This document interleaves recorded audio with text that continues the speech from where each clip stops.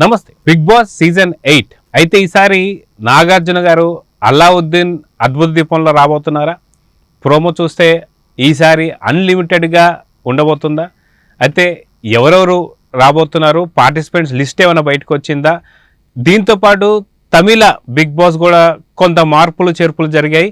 So ఏంటి ఆ మార్పులు చేర్పులు అనేది మనతో పాటు సీనియర్ జర్నలిస్ట్ హేమసుందర్ గారు ఉన్నారు. వారిని అడిగి తెలుసుకుందాం. సార్ నమస్తే. నమస్తే అండి. సార్, బిగ్ బాస్ సీజన్ 1 నుంచి చూసుకుంటే చాలా రసవత్తరంగా జరిగిందని చెప్పుకోవాలి. అప్ టు 3 and 4 దాకా బాగా జరిగింది. 5 నుంచి కొంచెం డ్రాప్ అయిందని చెప్పి మనకు అర్థమవుతుంది. కానీ కొంత మార్పులు చేర్పులతో బిగ్ బాస్ సీజన్ 7 ఉల్టా పల్టా అన్న దగ్గర మాత్రం కొంచెం సక్సెస్ అయిందని చెప్పుకోవచ్చు. పల్లవి ప్రశాంత్ ఎవరైతే ఉన్నారో విన్నర్గా మనం చూసాం. అయితే ఇలాంటి సందర్భంలో సీజన్ 8 పైన ఎలాంటి అంచనాలు ఉన్నాయి, పార్టిసిపెంట్స్ ఎవరు, ఇలా చాలా రకాలైనటువంటి ఒక సందేహాలు ఉన్నాయి. దీంతోపాటు సీజన్ 8కి సంబంధించి అయితే చాలా వివరాలు మనం తెలుసుకోవాల్సి ఉంది.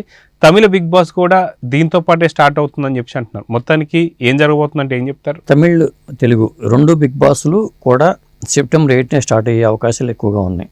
తమిళ్ కూడా దాదాపు కన్ఫర్మ్ అని చెప్తున్నారు సెప్టెంబర్ 8నే. కాకపోతే తెలుగు బిగ్ బాస్కి వచ్చేసరికి గతంలో నాని కానీ జూనియర్ ఎన్టీఆర్ కానీ హోస్ట్గా చేశారు. తమిళకి వచ్చేసరికి కమల్ హాసన్తో బాగా రసవత్తరంగా సాగుతుంది. సడన్గా కమల్ హాసన్ కాదు, ఈసారి సింబుతో పెట్టుకుందామని మాట్లాడారట. సింబు ఓకే చెప్పలేదు. ఆ తర్వాత అది విజయ్ సేతుపతి దగ్గరికి వెళ్ళిందని సమాచారం ఉంది. కాబట్టి ఈసారి తమిళ్ బిగ్ బాస్కి మాత్రం విజయ్ సేతుపతి హోస్ట్గా ఉండే అవకాశాలు ఎక్కువగా ఉన్నాయి. దాదాపు వార్తలు అయితే వస్తున్నాయి విజయ్ సేతుపతి కన్ఫర్మ్ అయ్యాడని చెప్పి. అంటే కమల్ హాసన్ గారు తప్పుకోవడానికి ప్రధాన కారణం తెలియదు. బహుశా సినిమాల పరంగా ఆయన బిజీగా ఉండడం అట్లా అనుకుంటే విజయ్ సేతుపతి కూడా బిజీనే. కారణం ఏదైనా కానీ కమల్ హాసన్ గారు తప్పుకుంటున్నారు. ఆ ప్లేస్లో విజయ్ సేతుపతి వస్తున్నట్టుగా సమాచారం ఉంది. సెప్టెంబర్ 8నే స్టార్ట్ అవబోతుంది, అంతవరకు కన్ఫర్మ్. ఇక తెలుగుకి వచ్చేసరికి యథావిధిగా నాగార్జున హోస్ట్గానే కార్యక్రమం ఉంది. కాకపోతే కొంతమంది కంటెస్టెంట్స్ పేర్లు, కొన్ని కొత్త పేర్లు బయటకు వస్తున్నాయి. పాత పేర్లు పోయి వాటి స్థానంలో కొత్త పేర్లు వస్తున్నాయి. మరి దీంట్లో ఎంతవరకు ఏ మేరకు ఏది కరెక్ట్ అనేది తెలియదు. కానీ వారం రోజులు అయితే ఈ పేరు లిస్ట్ అయితే మనకు అఫీషియల్గా వచ్చే అవకాశం అయితే ఉంది. అయితే బిగ్ బాస్ సీజన్ 8 పైన అయితే ప్రోమో కావచ్చు, ఇవన్నీ చూస్తే చాలా భారీ అంచనాలే ఉన్నట్టు కనిపిస్తుంది. కానీ ఏ షో అయినా సరే పార్టిసిపెంట్స్ మీదే ఎక్కువగా డిపెండ్ అయి ఉంటుంది.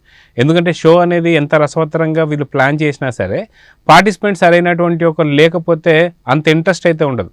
సో అదేవిధంగా ఈసారి పాత సీజన్స్లో చేసిన వాళ్ళు ఎవరైతే ఉన్నారో విన్నర్స్ కావచ్చు, లేదంటే పార్టిసిపేట్ చేసిన వాళ్ళు కావచ్చు, వాళ్ళకు కూడా ఏమైనా అవకాశం ఉందంటారా? అందరూ కొత్త వాళ్ళేనా? అందరూ కొత్త వాళ్ళే అని వినిపిస్తుందండి. ప్రధానంగా ఏంటంటే బర్రెలక్క పేరు బయటకు వచ్చింది మొన్నటి దాకా. అలాగే కుమారి ఆంటీ పేరు బయటకు వచ్చింది.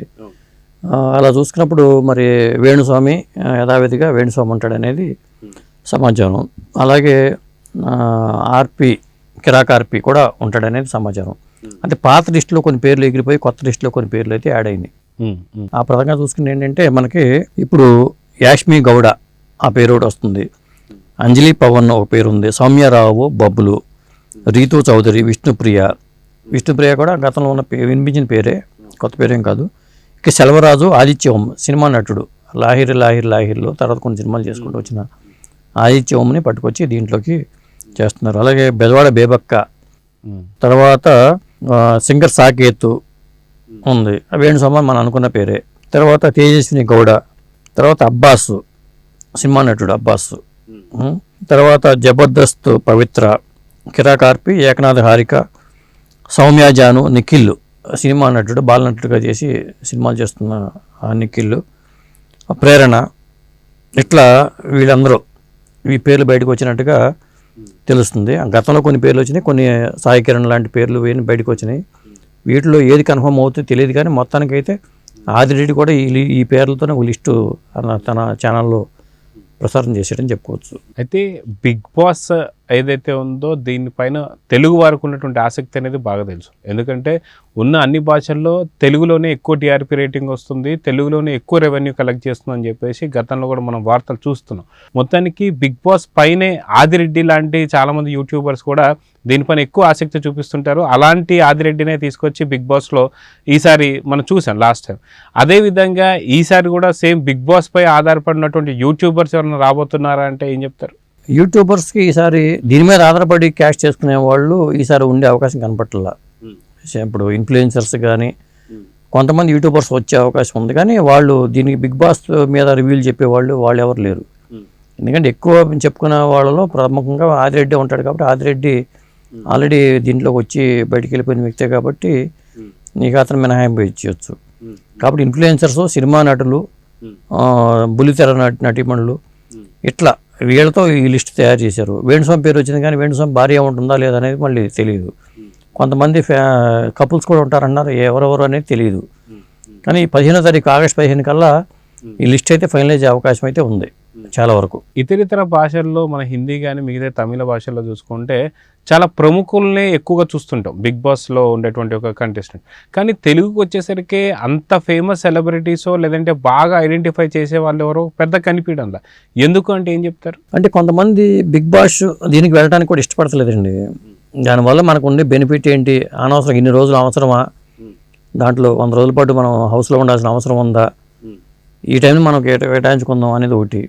ఎక్కువ రెమ్యునరేషన్ ఆఫర్ చేస్తే వెళ్తారేమో కానీ కొంతమంది అయితే ఇంట్రెస్ట్ చూపట్ల. తర్వాత ఇప్పుడు 20 మంది వచ్చారనుకుందాం కంటెస్టెంట్స్గా. నెక్స్ట్ మళ్ళీ బిగ్ బాస్ 9 వచ్చినప్పుడు కంటెస్టెంట్లు కొరత ఏర్పడిపోతుంది. ఎవరో ఊరు పేరు లేని పట్టుకు రావాల్సింది తప్పితే దొరకట్లేదు. కంటెస్టెంట్స్ దొరకని పరిస్థితి ఖచ్చితంగా ఉంటుంది. ఎందుకంటే అయిపోయింది కదా, 8 సీజన్లకి ఎంతమంది తీసుకొచ్చి పెట్టారంటేనే చాలా వరకు వెళ్ళిపోయారు. కొన్ని గుర్తింపు ఉన్న వాళ్ళందరూ వచ్చారు, వెళ్ళిపోయారు.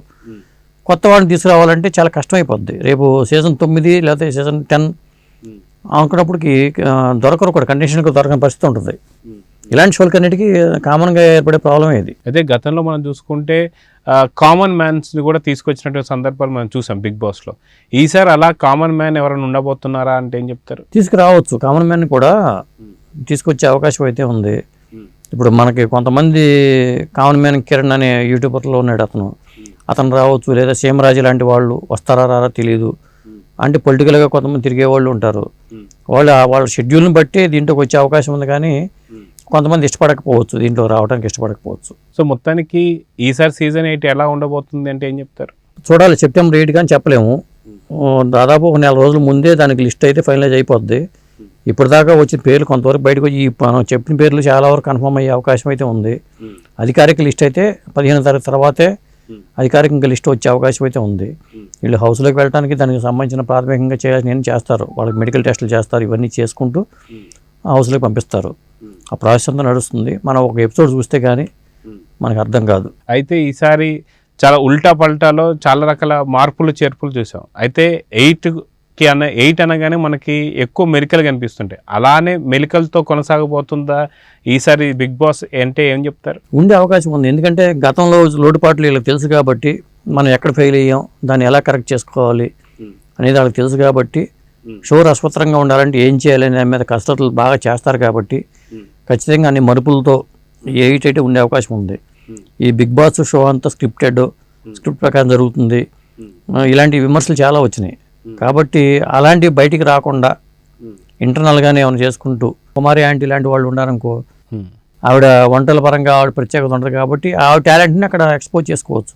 అలాగే వేణుస్వామి మరి అక్కడ జాతకాలు, అందరి జాతకాలు ఆయన చెప్తూ ఉంటాడు కాబట్టి సిగ్నల్ చెప్పే వాళ్ళు కుడితలు పడింది అన్నట్టుగా ఆయన కూడా అట్లాంటి పడ్డారు కాబట్టి ఆయన్ని ఎట్లా ఉపయోగించుకోవాలని షో నిర్వాహకులు ప్లాన్ చేసుకోవటం. ఇట్లా కిరాకార్పి ఈ మధ్యకాలంలో ఆయన చాలా పాపులారిటీ తెచ్చుకున్నాడు, ఇటు రాజకీయంగా తెచ్చుకున్నాడు, అటు అక్కడ దాని మీద విమర్శలు చేసి కూడా, జబర్దస్త్ మీద విమర్శలు చేసి కూడా ఆయన పేరు వచ్చింది కాబట్టి ఇలా ఎవరెవరు ఇప్పుడు బరిలెక్క కానీ ఒకవేళ ఉంటే బరిలెక్క ఉంటే, ఆ తర్వాత అమృత ప్రణయ్ ఉంటుందో లేదో తెలియదు, మొన్నటిదాకా పేరే బయటకు వచ్చింది కానీ తెలియదు. ఇట్లాంటి వాళ్ళతో డిజైనింగ్ చేసుకునేటప్పుడు వాళ్ళు చేసుకుంటే సరిపోతుంది. సో మొత్తానికి ఈసారి సీజన్ 8 మాత్రం కొంత అది ఇంకా రాకముందే ప్రోమో మాత్రం బాగా అలరించింది. సో ఈసారి అల్లావుద్దీన్ అద్భుత దీపంలాగా అన్లిమిటెడ్ సర్ప్రైజెస్ నాగార్జున గారు ఇవ్వబోతున్నారా అంటే ఏమంటారు? ఖచ్చితంగా ఇస్తున్నారని చెప్పాలి. ఎందుకంటే వాళ్ళ కాంపిటీషన్ ఉంది. ప్రతి షోకి ఒక షో డామినేట్ చేసుకోవడానికి. అన్స్టాపబుల్ షో ఉన్నప్పుడు దానికి IMDb రేటింగ్లో కూడా మంచి టాప్ రేటింగ్ వచ్చింది. ఇప్పుడు కాఫీ విత్ కరణ్తో కంపేర్ చేసుకునే పరిస్థితి అన్స్టాపబుల్కి వచ్చింది. ఎందుకంటే కొన్ని హిట్ అయిన షోలు ఉంటాయి, ఆ షోలతో కంపారిజన్ మొదలవుతుంది. బిగ్ బాస్ అనేది అన్ని భాషల్లోనూ ఉంది కాబట్టి ఆ కంపారిజన్ కూడా మొదలవుద్ది. బిగ్ బాస్ షో కన్నడంలో, తమిళనాడు, కన్నడం లేకపోతే బాలీవుడ్ వాటితో కూడా కంపేర్ చేసుకుని ఈసారి తెలుగు వాళ్ళ షో బాగుంటుంది అనిపించుకునేలాగా డిజైన్ చేసుకోవచ్చు. అయితే గత సీజన్ 7 చూసుకుంటే మనకి రిత్విక లాంటి గ్లామరస్ డోస్ కూడా ఈసారి పెంచే అవకాశం ఉందంటే ఏమంటారు? ఉన్నారు. ఈసారి వచ్చిన కండిషన్స్లో మనకి ఆ గ్లామర్ డోస్ అయితే కనిపిస్తుంది. మరి ఇక అక్కడ లవ్ ట్రాక్లు ఇవన్నీ ఉంటాయి కాబట్టి ఆ ఏ మేరకు ఉంటాయి, మరి జనాన్ని ఏ మేరకు రంజింప చేస్తారనే చూడాలి. సో చూద్దాం సార్, మొత్తానికి ఈసారి 8 లాగా చాలా భారీ మెలికలు మలుపులు ఉండబోతున్నాయని అయితే అర్థమవుతుంది. అల్లావుద్దీన్ అద్భుత దీపం లాగా ఎలాంటి వరాలు నాగార్జున గారు ఇస్తారో లేదో అనేది చూద్దాం. మరి నమస్తే. నమస్తే.